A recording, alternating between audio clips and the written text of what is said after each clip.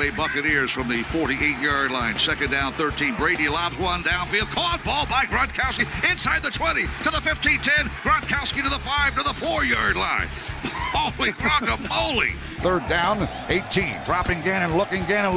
Throws up the middle. It's intercepted at the 40. Derek Brooks 30. Brooks to the 25, 20. Derek Brooks all the way. There it is. The dagger's in. We're going to win the Super Bowl. Super Bowl, baby! This is the Big Nasty. Yeah, Big Nasty, Hall of Fame Tampa Bay Buccaneer fan, baby. This is Mike Allstott, Tampa Bay Buccaneers, and you're listening to the Cannon Fire Podcast. Cannon Fire Podcast, brother. You ain't listening, and you're missing out. Woo!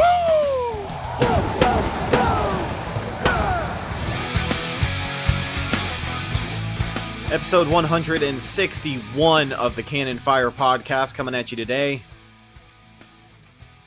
This Sunday, the Tampa Bay Buccaneers, led by Tom Brady, will battle Drew Brees and the New Orleans Saints for a chance to play in the NFC Championship game. For the Buccaneers, may as well be their last chance to knock off this Saints team that has haunted them for almost 3 seasons. Welcome back to the show. I am your host, as always, Rhett Matthew, joined alongside me, my good buddy and co-host, the Philly Bucks fan himself, Mr. Evan Wanish.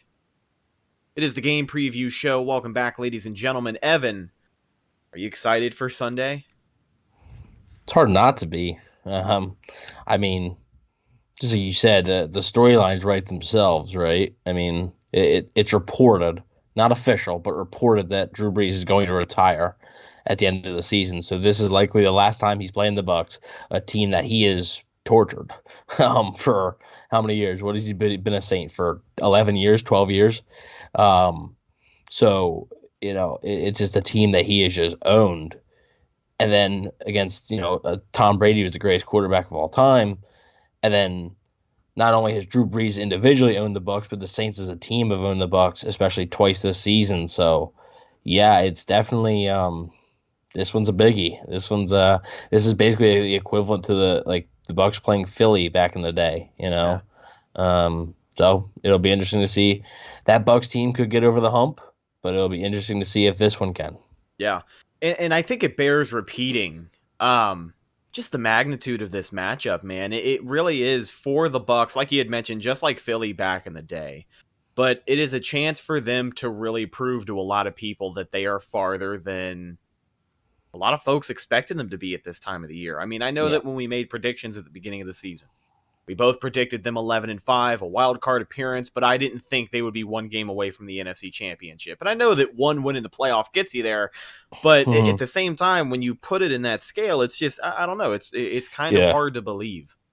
Yeah, it is. I mean, and so it's interesting. And I think if they were to win, I think it would stop the people that are calling them, fake kind of. Yeah. Because, you could look at it and say, well, they've won 4 straight games to end the regular season, all against lesser teams, aren't in the playoffs. They've beaten one playoff team, which is the Packers. And then their one playoff win was against the 7-9 Washington football team, which is fair. It's valid points. But I think if you were to beat this Saints team in their house to end Drew Brees' career, that would give you some much needed respect. Even if you go out and lose the NFC Championship game, I think people would really start to respect you anyway. So absolutely. And one of the more important things I think bears repeating is that both of these teams are vastly different than any other time they met this past season. Week 1, obviously, both of these teams are going to be different. Week 9, it's a lot different. The Buccaneers offense is firing on all cylinders, averaging 500 yards a game over their last 4 games, which is pretty damn impressive. Yeah, so, I mean, Antonio Brown has scored a touchdown in the last, 4 games? 4 straight? So if I wanted to bet on Antonio Brown scoring a touchdown, where could I go to do that? I am glad you asked. We actually talked about some of the prop bets this weekend before the game, and one of the best places to go is our good friends over at betonline.ag. It is the divisional week. You got a lot of really good matchups this weekend. The Packers and the Rams going at it. The Chiefs and Cleveland, the Browns. Of all teams trying to play the upset to Patrick Mahomes, Andy Reid, and the powerhouse that is Kansas City. But if you got a good feeling about any of those teams, Well, you can go check out betonline.ag. From game spreads and totals to team, player, and coaching props, BetOnline gives you more options to wager than any other place online. And of course, they've always got the online casino, which never closes. So head over to betonline.ag today. Take advantage of all the great sign-up bonuses. BetOnline, your online sportsbook expert. Support for CFP is also brought to you by our friends at Manscaped, the best in below-the-waist grooming. Manscaped offers precision-engineered tools for your family jewels. Sometimes it's tough going down below the belt. You can't always see down there. You're dealing with razors. It gets awkward. You've got the mirror, depending on your preference. Sometimes you have to work the lighting to really make sure you're seeing everything. It kind of sucks, you know what I mean? But that's exactly why Manscaped has redesigned the electric trimmer. The Manscaped engineer team spent 18 months perfecting the greatest ball hair trimmer ever created, and they just released the new and improved Lawnmower 3.0. Get 20% off on their website and free shipping with the code CANNON20 at manscaped.com. That's 20% off with free shipping at manscaped.com, and use promo code CANNON20. As I said before, it is our weekly game preview episode. Welcome back, ladies and gentlemen. We usually kick things off by going over the injury report. That's exactly what we're going to do here today. So for the Buccaneers and the Saints, both of them kind of lengthy list, but for the Bucs, they're going in relatively healthy to this matchup. They got a couple of big players back at practice today, and we'll talk about those right here, right now. First up, safety Andrew Adams, not injury related, did not participate on Thursday. He did practice on Wednesday, so could be a vet day, right? I guess. Yeah, I would assume so. I mean, not injury related. Obviously, doesn't really matter in the long run. So, I mean, he should be good to dress if he's going to dress on Sunday. Right guard Alex Kappa with that ankle injury did not participate. He's not going to be playing this week, and he's not going to be playing for a while. Yeah, an interesting storyline out of that as well. Right guard Aaron Stinney got the nod to start over a guy like Ted Larson, who we had talked about a little bit on Monday's show. But what do you think of that move, and how much do you trust Aaron Stinney? Well, Stinney's, like I said, he's the best option that they have. And I think that's sort of what Arians described it as well.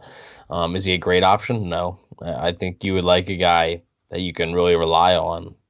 And unfortunately, I think that guy would be moving Ryan Jensen to guard and having A.Q. Shipley at center. But with A.Q. Shipley's career-ending injury, you can't do that. So I think that would be the best case scenario.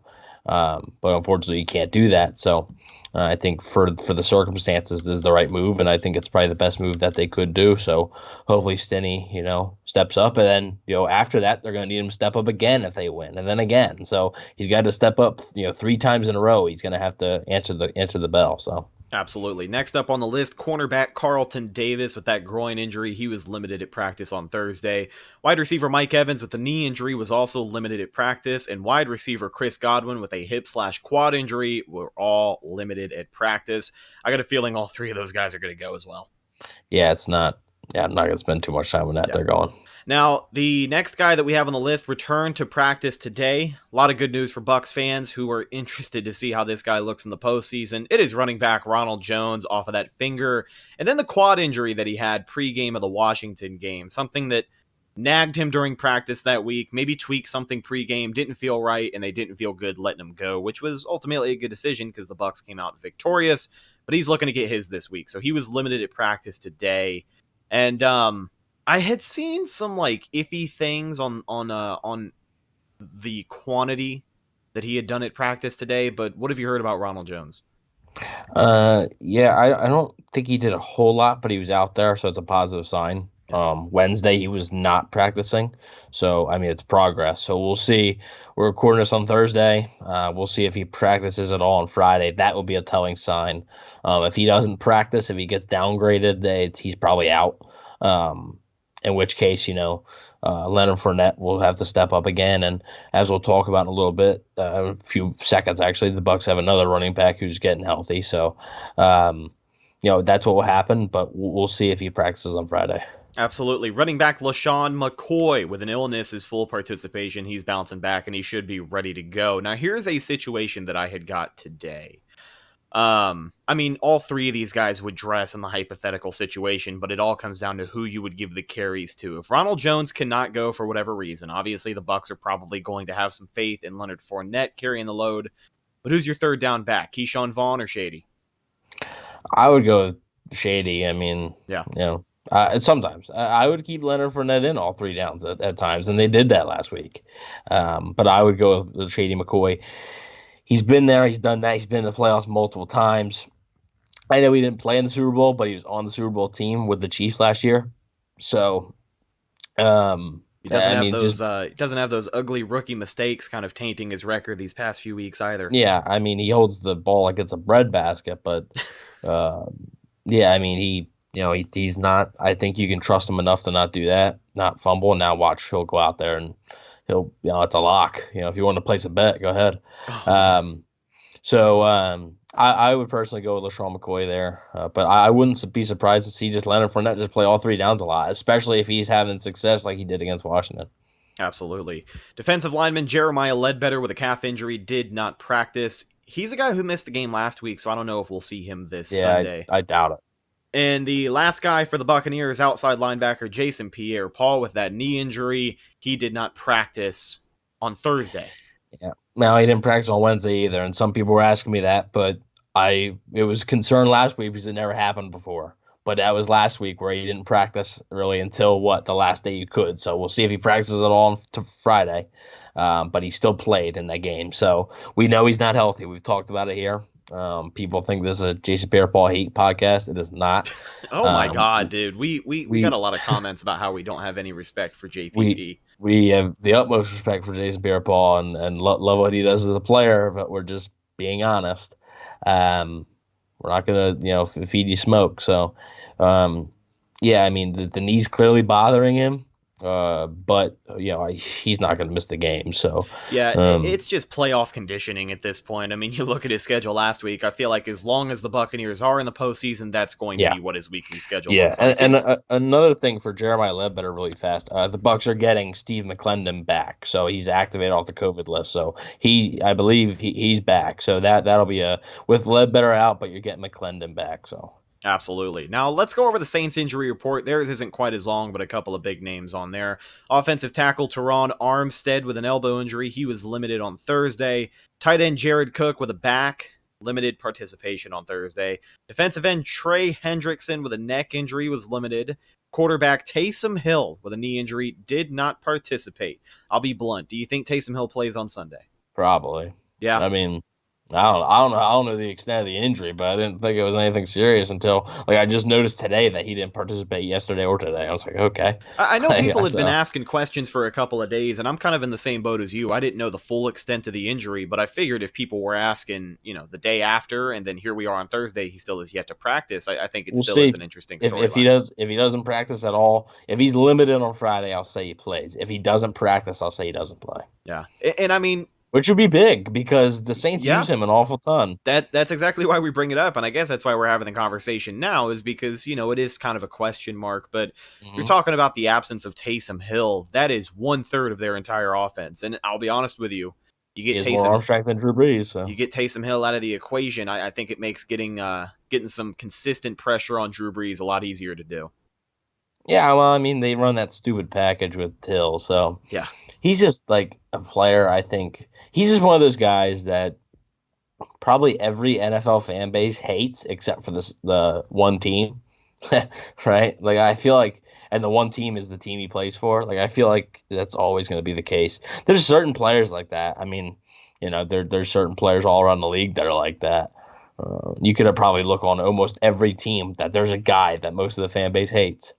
But most of those guys are on the Saints. You got Michael Thomas, Cam Jordan, and then Taysom Hill, which Taysom Hill isn't a douche, but it's just I think people are just annoyed by him. No, he's a douche. I can tell you by looking at him, the way he celebrates in the end zone, that stupid-ass smile on his face. I hate that guy. I cannot stand that guy. I hate the Saints and the organization and all of their fans, but I really have a special place in the bottom of my heart for Taysom Hill. I don't know what it is, but I hate that guy. So hopefully he doesn't play, but it'll be interesting and a storyline to monitor throughout the rest of the week. Running back Latavius Murray with a quad injury did not practice, and cornerback Patrick Robinson with a hammy did not practice today either. So there is your Saints injury report. Latavius Murray's kind of a big part of their offense too, so if he can't go, that would be interesting. He's another guy I didn't realize was hurt. So I want to look at Trey Hendrickson. because he didn't play last week. So I was really hoping he wasn't going to play this week because he has given the Bucs fits. I think that dude has 13 and a half sacks this year, and he's going to be a free agent. Like, he's going to get paid. He won't be on New Orleans next year because they can't pay him, but he's going to get paid by somebody. And I was hoping he's not going to play. Apparently, it's it says neck, but it's like a stinger, so he'll probably play. He might be a little limited, but he'll probably suit up. So there it is, your ins and outs for this week, your latest injury report. Obviously, they still have one more that drops on Friday, but I wouldn't expect any drastic changes, but definitely a couple of situations to keep an eye on. So let's go ahead and get into our game preview here. And I want to talk about the defense first, because I feel like everybody kind of change of pace here. Yeah, I guess, right? Flipping the script on you. I feel like everybody knows the expectations for the offense at this point. Like, I don't know what else we can talk about that they need to come out and do that maybe people haven't heard before, but we'll save that for the second half of the preview. Let's talk about the defense first. And for both sides of the ball in this game, these teams are pretty well accustomed to each other. They're definitely familiar with each other. They got a lot of film on each other. On the defensive side of the ball, I want to say the game plan is simple here. Everybody is saying the same thing. Everywhere you look, all of these couch GMs are saying the same damn thing. For the defense, man defense, play physical at the line of scrimmage, and do your damnedest to pressure Drew Brees. Well, let's start things off and talk about pressure, which was kind of a hot topic coming out of the win against Washington.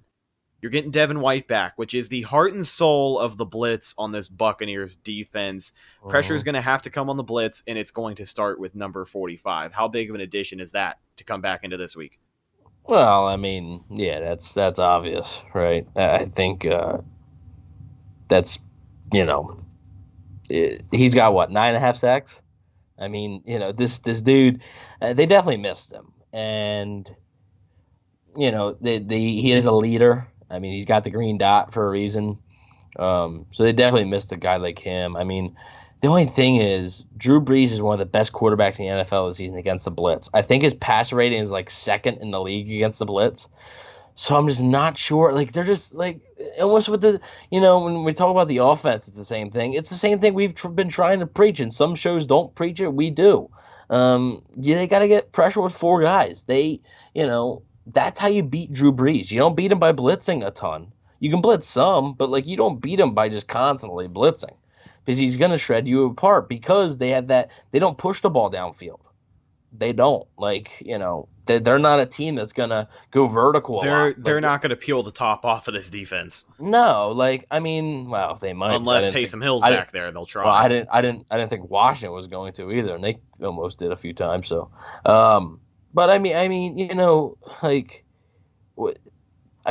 Michael Thomas. Yeah, everybody calls him Slant Boy. There's a reason. He's not. You don't see him running streaks or goes. I mean, Emmanuel Sanders maybe once in a while, but it just there's not a ton there, and I just don't think that they're really a threat to go deep. So, when you're holding the ball like that, that's when you can get there on the blitz. But when Brees is getting the ball out quick, the blitz just leaves the man wide open, And he's going to hit that open man 9 times. Yeah, he is. Yeah, he's still he's lost a step, but he's still very good. He's still Drew Brees. So Pro Football Focus had put out a tweet that said Tom Brady leads the NFL with a 9.8 yard average depth of target. Okay, which is basically your target. How far down the field is he? How far are you throwing the ball? And Drew Brees is the shortest in the NFL at 6.7 yards on average. So that means that they're dinking and dunking, but it's working because they're able to miss tackles, and that's something big. Devin White and Levante David, they're gonna have to tackle in this game. That's something that I think that Devin White can help with his speed that Minter probably couldn't.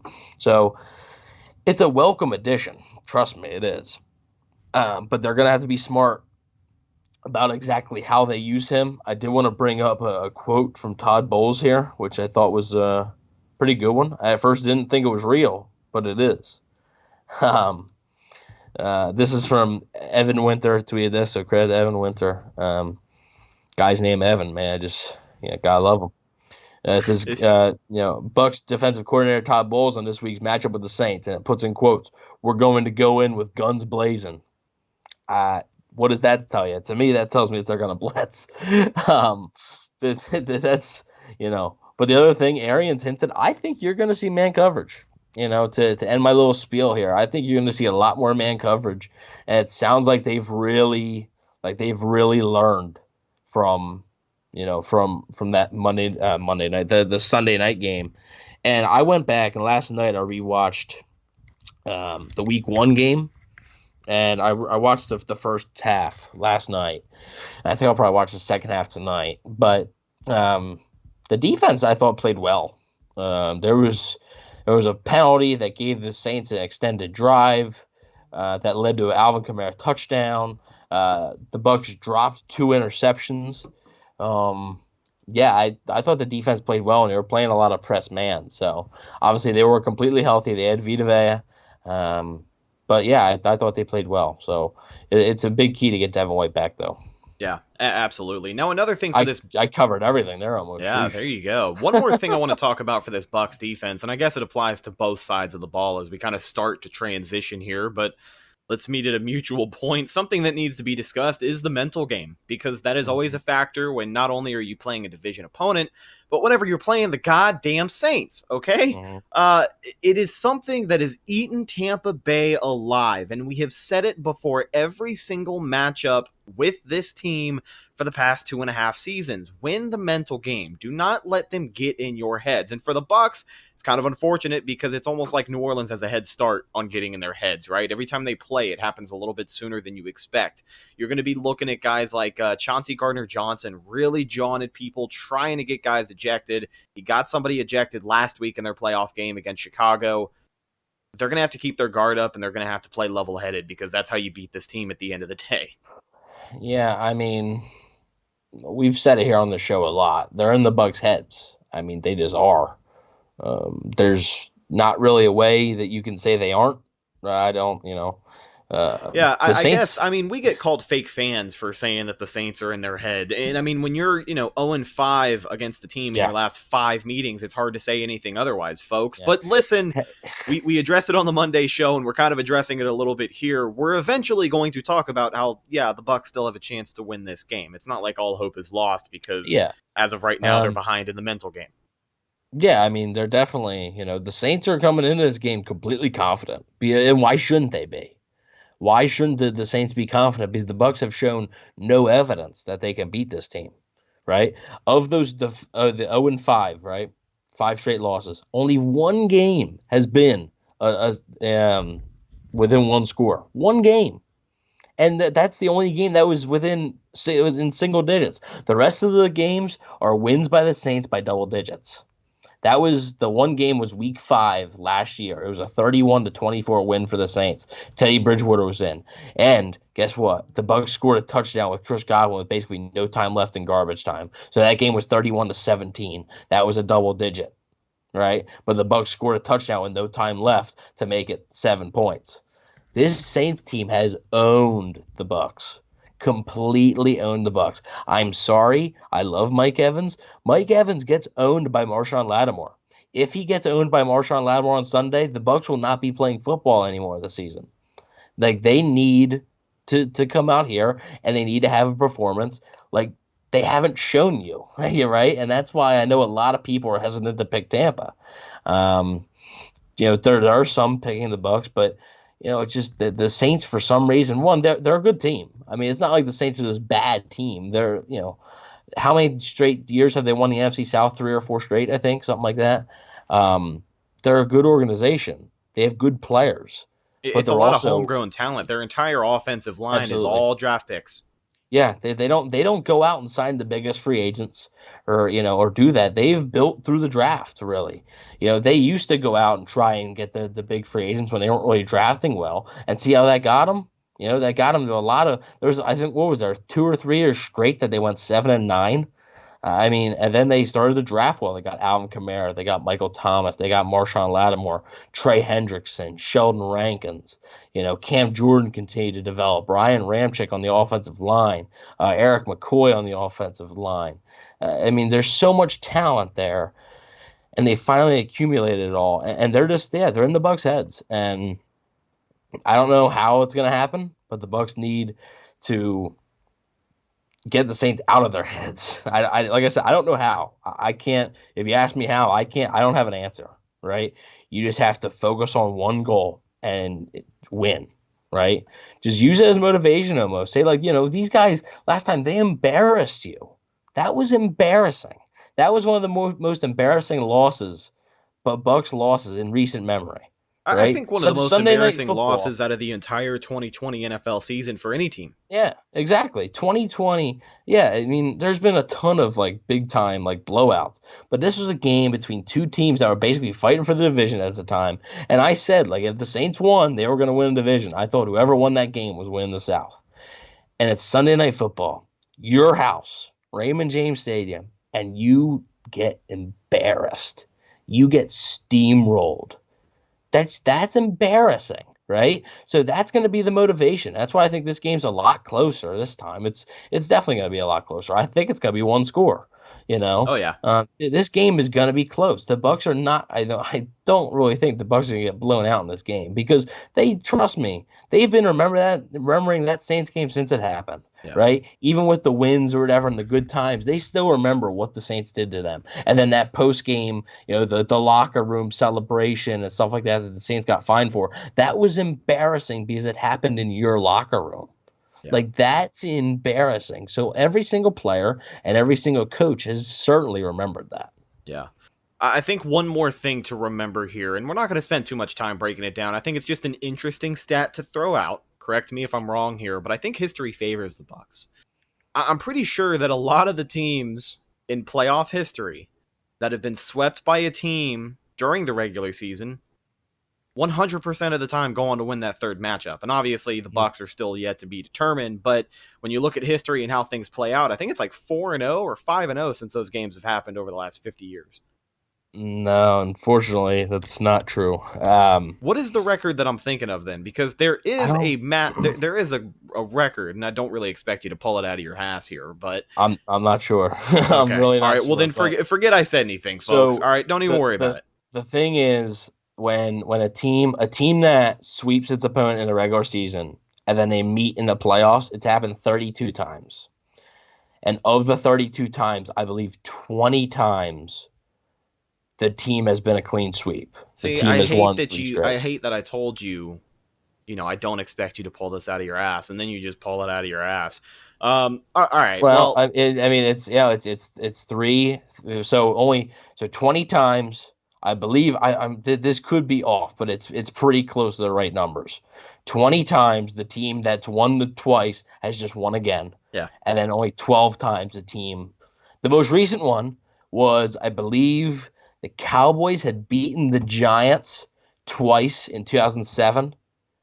The Cowboys beat the Giants twice in the regular season in 2007, and then the Giants beat the Cowboys in 2007 in the playoffs to go to the next round after defeating the Bucks. I think it was Bucks. The Giants beat the Bucks. Yep. Then the Giants beat the Cowboys, and then the Cowboys had beaten the Giants twice. So that's the last time it happened in recent memory. Okay. Well, thanks for cleaning that up for me. I guess, God forbid I try to. I know it's a depressing stat now. But I guess, dude, I was feeling one way about it. Now I'm feeling another. I guess in the future I just got to start writing those things down if I'm going to up and say them during the show. But alas, let's go ahead and move on really quickly before we talk about this offense. I want to remind everybody that too much of anything is usually bad, but too much sports is barely enough.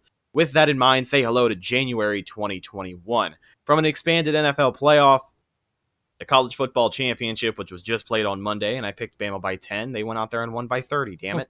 I was thinking of that when you said Bama by 10. I was like, ooh. They also got the return of the NBA, and your Stanley Cup champions back in action. They absolutely clobbered Chicago to open up the NHL season. It is a great month to be a sports fan, ladies and gentlemen. If you want to add some excitement to the games you know and love, then it's the perfect time to check out MyBookie. They'll hook you up with a 50% deposit bonus up to $1,000 when you sign up, and they'll keep the good times rolling with giveaways, free bets, and huge contests all year long. It's simple. Sign up, enter promo code CannonFire, get your deposit matched halfway up to $1,000. Head over to MyBookie today and start 2021 off on the right foot. This year, bet with the best. Bet with MyBookie. Promo code CannonFire, and they'll get you rolling. 50% deposit bonus up to $1,000. Promo code CannonFire, mybookie.com. Let's talk about the offense. The time has come. We went over the doom and gloom. I tried to bring up some encouraging stats, and you shot them down, but it's okay. I'm used to it, I guess. So for the offense, I almost want to say that the game plan is simple here, but I think something that I need to see more than anything else, let Tom Brady take the reins when he needs to. Based off of the game last week, I really like Byron Leftwich's game plan against Washington. It felt balanced. Tom was rolling at the right times.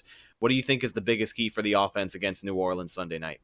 Well, did you see did you watch the mic'd up? With Tom Brady? Yeah. Yeah. Yeah. You're hot, baby. That was pretty good. You're hot. Yeah. Dude, I envy the Buccaneer video editors who have that source footage and are just sitting there listening to Tom Brady casually drop F-bombs and S-bombs. Yeah, he's mic'd up for the entire game. Like, it's not like they have to edit that. I would Dude, have loved to can you hear him send me mic'd that up footage? yelling at Cam Braid or whoever he was yelling at the end. Get the F back here. Yeah, oh my God. That'd be classic, dude. Just Buccaneers, if you're listening to this, I know you aren't, but if you are, just send me the footage. Like, I'm not gonna do nothing with it. I promise I won't. If you send it to me, I'll probably upload it to the YouTube channel, and then we'll get... Don't listen to Rhett. If you send it to me, because he won't big send Tom it to Brady me. Don't fan, worry. I won't post anywhere. But yeah, that'd be awesome, dude. Like, that'd be awesome. And there's like so much stuff that they're like, yeah, we can't even edit this. Right? Yeah. We just gotta scrap this. He's calling this dude a you know what, and this dude a you know what. Yeah. I wish he was mic'd up for that Chicago game though. Oh man. That's the one that I wish he was mic'd up for. But anyways, so I agree. You signed Tom Brady for this game. You signed Tom Brady. You brought him here to win this game. He is the greatest playoff performer in the history of the NFL. He's won 6 Super Bowls for a reason. You sign. I said it before the Sunday night game. I said you signed Tom Brady to win this game. They got blown out, right? But playoffs, a chance to go to the NFC title game. This is why you bring him in. I think the Buccaneers might have made the playoffs with Jameis Winston. They might not have won a game. Maybe they do. They might have been 10-6. If they have Jameis, that's still probably making playoffs. Oh yeah. If they have Jameis Winston, are they winning this game? I don't know. Probably not. But the reason you bring in Tom, at least they didn't believe so, is the reason you dump your quarterback who's 26 years old for a 43-year-old for only a 2-year deal is to win this game. Now I understand this is not the NFC Championship game. This is not the Super Bowl. That's down the line. You got to get past this one first, right? You lose this game, who cares about the NFC Championship game and Super Bowl because you ain't participating in it. So, just like we talked about, it's just like getting over the hump with Philly. New Orleans is the hump. This is why you signed Tom Brady. And I know that wasn't the question. But that was just, my sort of spiel there that you signed Tom Brady. You traded for Rob Gronkowski for these moments. You signed Antonio Brown for these moments. You went out, you traded up. Obviously, it was just one spot, but you traded up to secure your right tackle, to protect Tom Brady so you could have the best team possible. And it's time to show up. It is. It's, this is on Tom Brady. It's whether, you don't want to put it on him or not. It's on the quarterback. The quarterback is the most important position in football, and he is the best, of all time. Not the best in the league right now. I'll say that. That's Patrick Mahomes, whatever. But he is the best of all time at the most important position of all time, and that's why you bring him in to win this game. The storyline's right itself. It really does. So I think, you do put the ball in Tom Brady's hands. I know the Saints have a balanced defense, right? Like, there's not like, oh, they're, 6th against the pass, but they're 20th against the run. Like, no, like they're balanced. I think they're like 5th or 6th against both. So they're a good defense, but Tom Brady just beat a good defense. This offense is humming right now, and they need to have their best game of the season on Sunday, or else they're going home. So That was just my little spiel there. Tom Brady, put the ball in his hands. Ronald Jones, if he's back, great. But it needs to rely on Tom Brady. No, I'm not saying throw the ball 55 times. But you need, in the pressure moments, just like you said, when you need a first down, put the ball in 12's hands. That's why you bring him here. That's exactly why you bring him here. And in every point that you said hit the nail on the head. I'm not going to repeat any of them, but it's exactly why you bring a guy like Tom Brady here for the chance to play in the NFC Championship game. Most of the time, that's why you bring anybody. That's why they drafted Jameis Winston. Yeah, to be fair. They drafted Jameis Winston for these moments to win this game. You draft a quarterback number 1 overall to win this game, right? Obviously, Winston wasn't able to do it. It happens, whatever, stuff happens. But, unless you're a team that when you make a bold move like that, what's the two boldest moves that you can do? You can either draft a quarterback at number 1 overall, or you can sign the best free agent quarterback out there who's not like let's say the best free agent quarterback is like Andy Dalton. No, this is the greatest quarterback ever. Yeah. That's the two boldest moves you can do. They've done both. One of them didn't work out, and now one of them we'll see. But that's why they did it. They're in a chase for a ring, and that's why you bring Tom Brady. I want to ask you a question about Rob Gronkowski. While we mentioned playoff Gronk in Tampa Bay has 1 target. He was a blocking tight end, to say the least, against Washington last week, and I'd say he did a pretty damn good job. But do you think it's going to be another week like that for Gronk, especially with Aaron Stinney kind of filling in at that right guard spot? Well, yeah, you can only help a guard out so much, so it's different a little bit than helping out a tackle. I just meant for for the whole stability of the entire offensive line. Yeah, I'm sure having an extra chip blocker like Gronk is going to do them some favors. Yeah, I definitely think that it would be smart, I think, because what have the Saints done in the matchups with the Bucs against this year? They've dominated in the trenches, right? So any help you can get against that is fine. Rob Gronkowski has not really shown up against the Saints. The Saints have Malcolm Jenkins and some pretty good linebackers. Malcolm Jenkins was known in Philly, and especially in New Orleans. Yes, he's older. He's not the same player he used to be. But when he was in New Orleans the first time and in Philly, he was known as basically a tight end eliminator, man. Your tight end's out of the game plan because Malcolm Jenkins has got him. So, yeah, I don't know if Rob Gronkowski is going to be a huge factor in the passing game, but his presence is felt. I still think he's going to be a big part of the game plan, but maybe not necessarily in the spots where the casual fans will see it. Yeah. Now, I want to go over something that we had talked about a lot before the Week 9 matchup, and that was obviously Antonio Brown. I basically just want to reiterate my statements from Week 9. If Antonio Brown is open this week, I think he's going to have a huge day. The Saints defense has never faced this unit with a fully utilized Antonio Brown in the lineup. If Marshawn Lattimore is going to give Mike Evans fits, it's okay because they're Antonio Brown had what? 3 days of practice, 4 days of practice before facing that Saints team? Exactly. And I think it was unfair for a lot of people, including myself, to just kind of expect him to lead. 150 yards, 2 touchdowns. Stop it. It was a back and forth decision that week. I remember feeling a lot of pressure, and I said, hey, let's try and come up with something polarizing. And that's what the take was that week. So give me a break. I wasn't necessarily saying you. It's just no. I think everybody. I kept hearing everybody's lock was Antonio Brown scoring a touchdown. Well, the Bucs as a team didn't even score a touchdown. So yeah. But yeah, do you think a healthy dose of Antonio Brown is on the menu this week? It could be because the Saints. I understand. I said Mike Evans needs to step up against Marshawn Lattimore like he does. Right? You can't deny it. Nobody listening to this podcast can't deny it. And, he needs what he had. We have 1 catch. He had 1 catch against New Orleans in Week 1. You need to be better than that. You need, you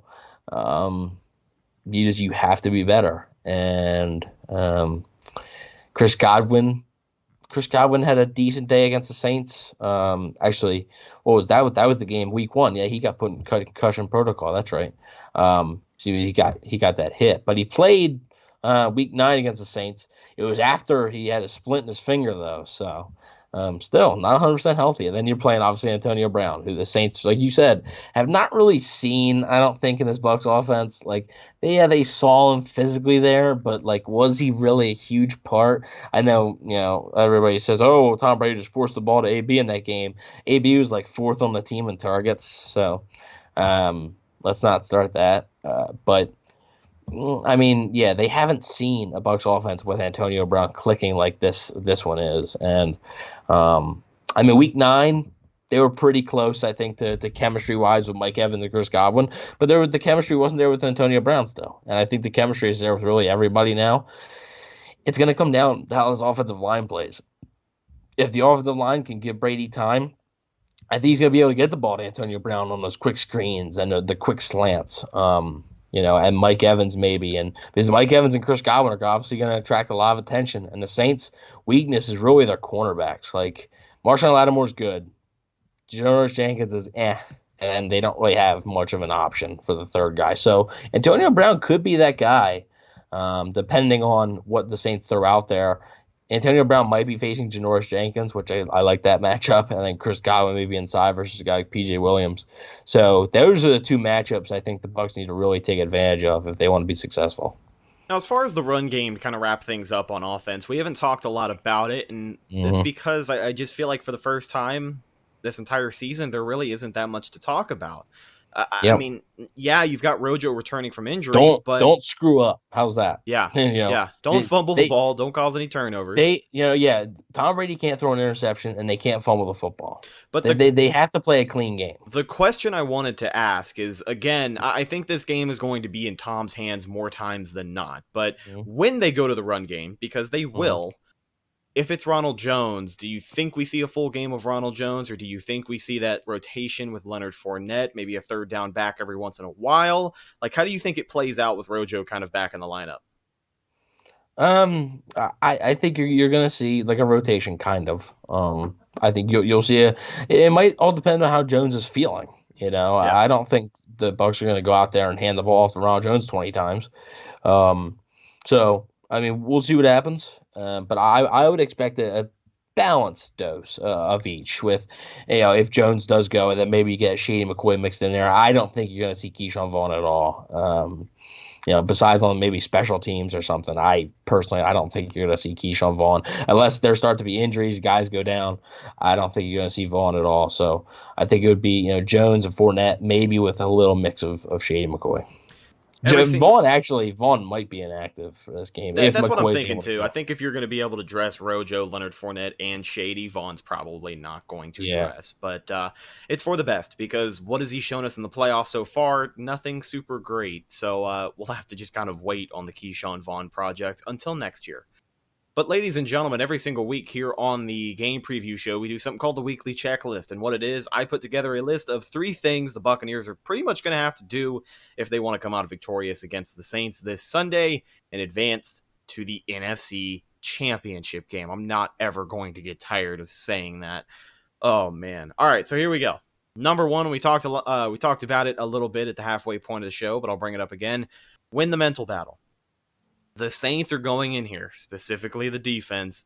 They have a plan. I guarantee you they are being coached up to try and get somebody ejected. It's almost inevitable at this point.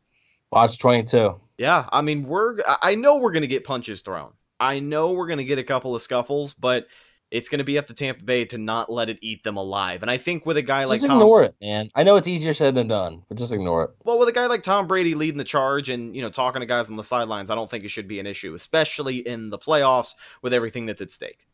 What did he say in that mic'd up? Oh, God, he said things. It wasn't necessarily trash-talking wise, but he said in the huddle, hey, we're doing great in pass protection, but the run game, got to get better.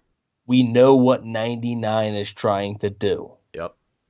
He's going to say the same thing just with Chauncey Gardner-Johnson and talking like trash talk. We know what 22 is going to try to do. I thought he's going to try to talk to you. And he's going to target? He's going to target Antonio Brown because he knows that he's the guy that's most likely going to, Marshawn Lattimore is going to have his hands full enough with Mike Evans. I don't know if he'll need any help over there.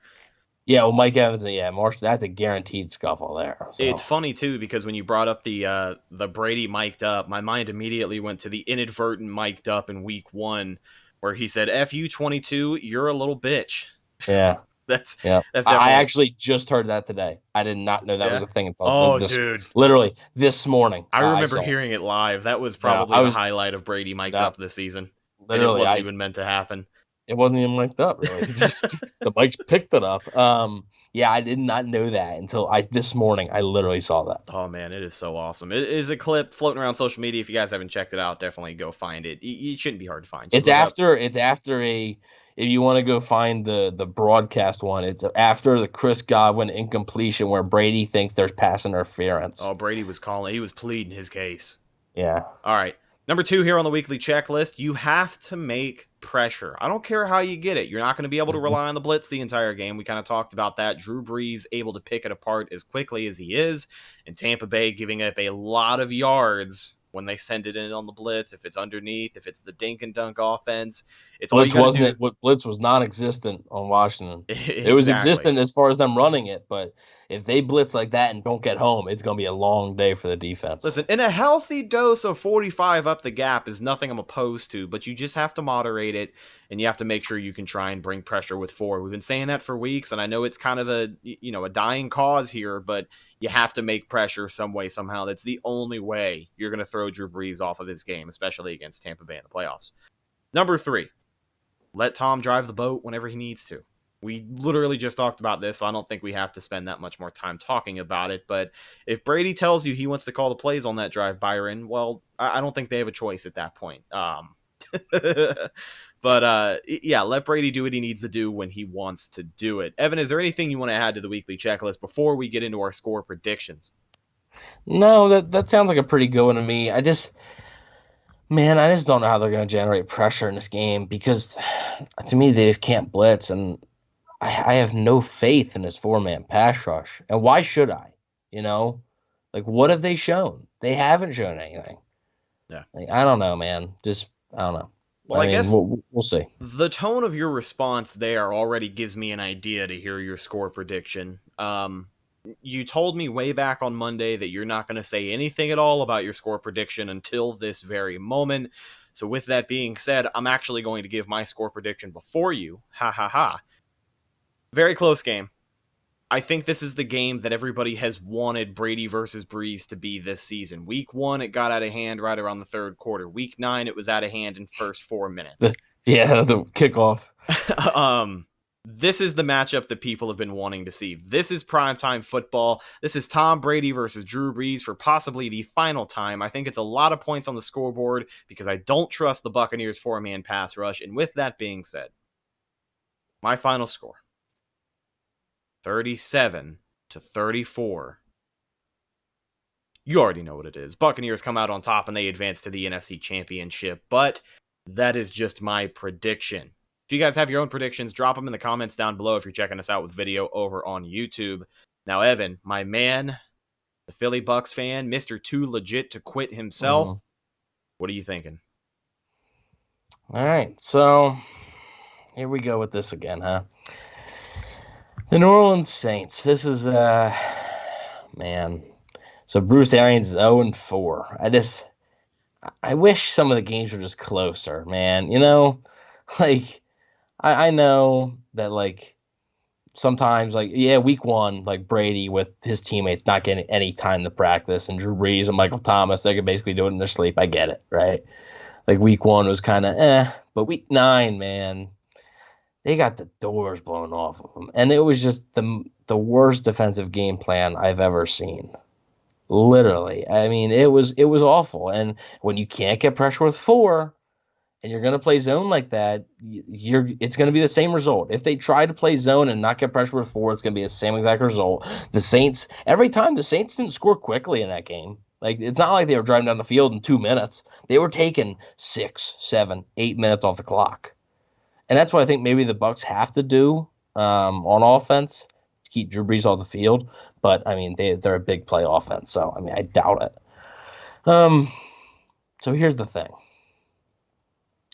Drew Brees, like you said, likely for the last time, Brees versus Tom Brady. Got to see it much, but it's been a big talking point this year, right? Like we're talking about it like it's some huge thing, like it's happened every year pretty much. Right, and some like legendary matchup that's gone back and forth over the years. Yeah, like Brady versus Manning. We're talking Brady versus Brees again. Like this isn't something that's normal. So with that being said, this game is going to be very difficult, and this will be the toughest game of the year for the Buccaneers. And they're in New Orleans. New Orleans, I believe, is going to have fans. I think. I think they are letting in like 6,500. Yeah, I thought it was around 3,000 fans. Okay, and then they were letting players' families in, and they were letting some visiting families in. So well done by the Saints there to let some of the visiting players' families in as well. So I think that's it. So that's a difference from the Week 1 matchup because there was no fans there. Here we go. Ready? I am ready. Tom Brady is the Buccaneers quarterback and isn't going to lose to Drew Brees 3 times. 37-34, Buccaneers are going to win. Yes! I was so goddamn nervous. I don't know what it is with you and suspense, especially when I'm expecting it to be something that I don't want to hear. But I am so glad and so relieved to hear that you finally, your heart grew 3 sizes today, okay?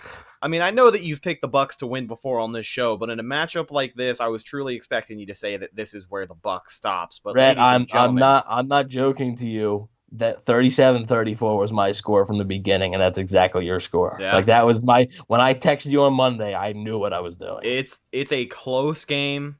But again, like you said, I think the wild card element is obviously Tom Brady.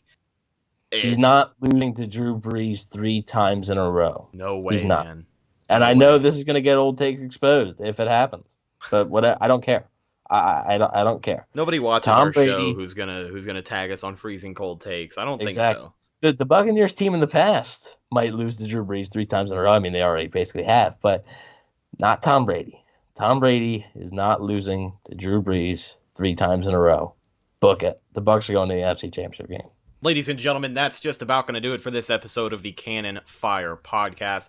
Thank you guys so much for listening to the this week's game preview show on any of our podcast outlets, or of course checking us out with video over on YouTube. If you haven't already, make sure you click the subscribe button and click that little bell icon as well so you get notified every single time we upload a video, do a live call-in show, upload a hype video, whatever the case may be. It is all a lot of great content, and it is the best way to experience the show. Find us on social media as well, Facebook, Instagram, and Twitter. All of those are Cannon Fire Podcast. It's your best source for updates on the show, and of course, Buccaneer news as it happens. Speaking of Bucs news as it happens, you can find my co-host Evan on Instagram at Bucs_daily, the #1 Buccaneers fan page on Instagram with over 25,000 followers and counting. You can also find him on Twitter, where he shows a lot more emotion than he ever does on this damn show. Come on, man. I mean, Evan... actually, fan pages have 26,000. So thank you guys a lot. We're going to be making a post here, maybe before the game about it. It's just been don't let him lie to you. He's been making it on his phone throughout the entire recording of this show. No.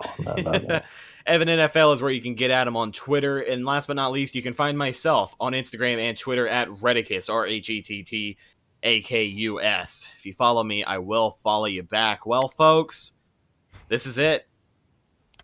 Could be the next time we talk to you is either going to be a review show. It's going to be a review show. That's for sure. Yeah, but it'll be a review. That we know that, but the episode after that is either going to be a preview or it's going to be another review show, and that review show is a season review show. So all we can do is hold our breath. From here until Sunday, Godspeed. And until then, ladies and gentlemen, go Bucs.